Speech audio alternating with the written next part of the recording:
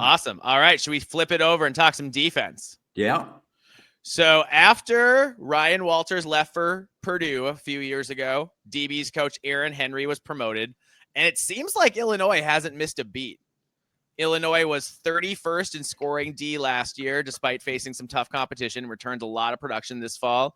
Outside linebacker Gabe, okay, how do you say the last name? It's so the J is silent. It's Akis. Akis. Okay. Gabe Akis. Yeah.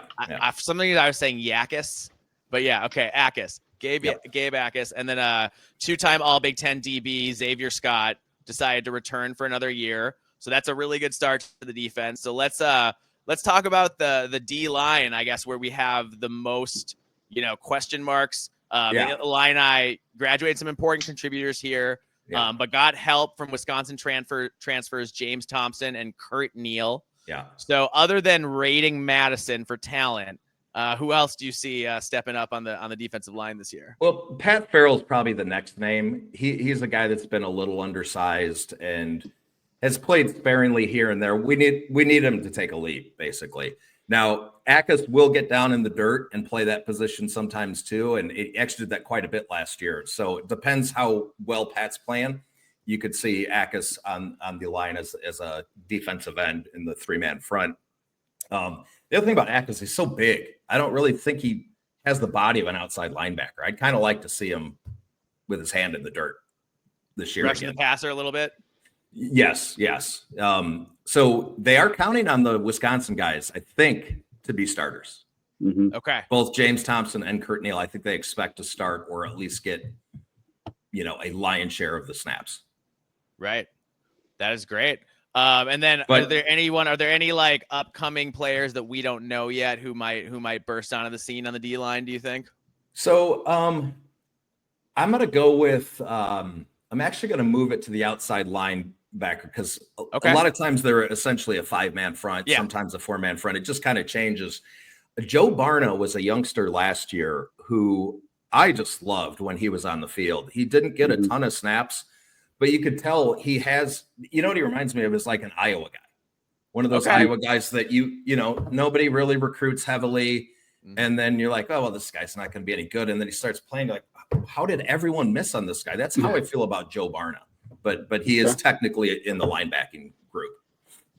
So that's interesting. So you think he's going to get some time, even though, because you've got some experience at linebacker. Obviously, you've got both Akis back, but also Dylan Roziek.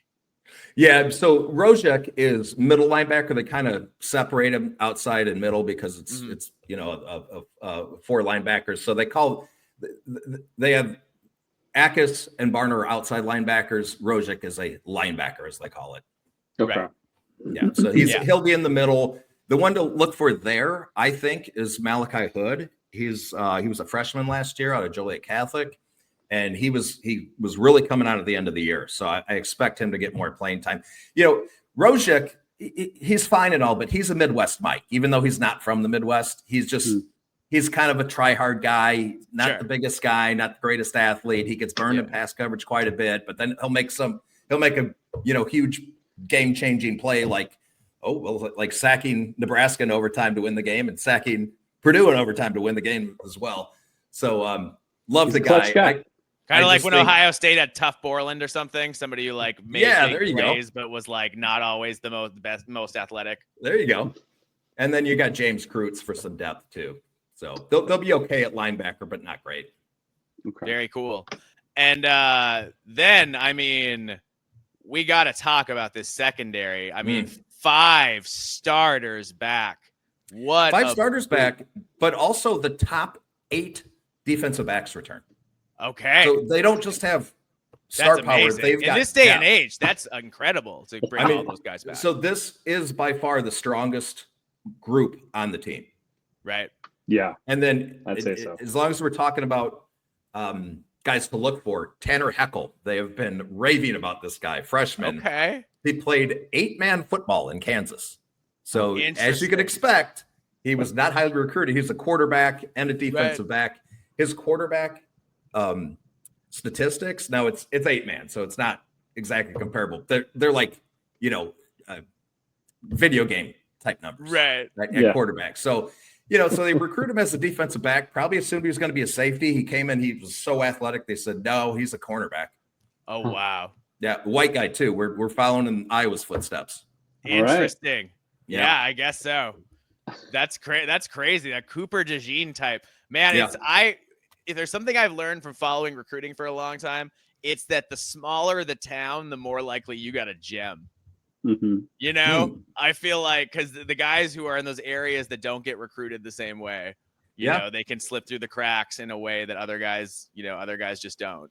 Yep. That's awesome. So yeah, very excited about the defensive backfield.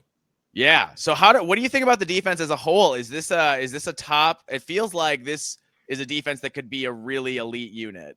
Well, I have a lot of confidence in them. It reminds me a lot of last year, to be honest with you, because last year we had to plug and play on the defensive line as well. And I just remember thinking, oh boy, this is a bad situation. Brought in a bunch of transfers and they were pretty shaky early in the year, especially against the run. But another one like the offensive line, they started gelling. So we're kind of doing that again this year. We're starting over again. So I have at least some confidence. Terrence Jamison is the defensive line coach. I think he's a pretty good position coach. So I do think they'll be fine, but it might take a little while. Right. But I mean, especially if you've got guys who can cover and tackle in the secondary, it makes it a lot easier to get other guys up to speed. Yep. That's for sure. Because then you don't have to, you can play to stop the run a little bit and trust your DBs, back there. Yep. And we know Bielema's willing to do that.